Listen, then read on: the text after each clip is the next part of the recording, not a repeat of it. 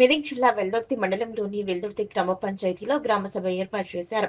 గ్రామంలోని పలు సమస్యలపై గ్రామ పంచాయతీ కార్యాలయంలో గ్రామ సభ నిర్వహించడం జరిగిందని గ్రామ సర్పంచ్ ఆదర్శ్ తెలిపారు. వైకుంఠధామం నూతన నిర్మాణాలు చేపట్టాలని గ్రామ సభలో వివరించడం జరిగిందన్నారు. దానిని వెంటనే పరిష్కరిస్తామని, అలాగే గ్రామంలోని సమస్యలను కూడా పరిష్కరించే దిశగా సమస్యలకు పరిష్కారాలు చూపిస్తామన్నారు. గ్రామ పంచాయతీలో మొత్తం 13 లక్షల రూపాయల నిధులు ఉండగా అందులో 6 లక్షల నిధులు పాత సర్పంచ్ ఖాతాను క్లియర్ చేయడానికి ఉపయోగించారు. మిగతా మొత్తాన్ని గ్రామ పంచాయతీ వివిధ పనుల కోసం నిధులను కేటాయించడం జరుగుతుందన్నారు. వాటిని నీటిని వాగుగడ్డలోనే ఫిల్టర్ చేయడం జరుగుతుందని, గ్రామ పంచాయతీ షెడ్, గ్రామ పంచాయతీకి కొత్తగా టాటా వాహనం, వైకుంఠధామం నూతన నిర్మాణాలు వంటి పనులకు నిధులు కేటాయించినట్లు తెలిపారు.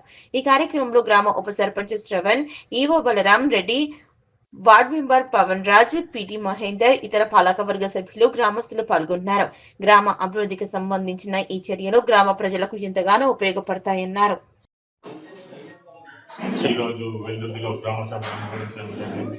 గ్రామ సభలో ప్రజల సమస్యలు తెలుసుకొని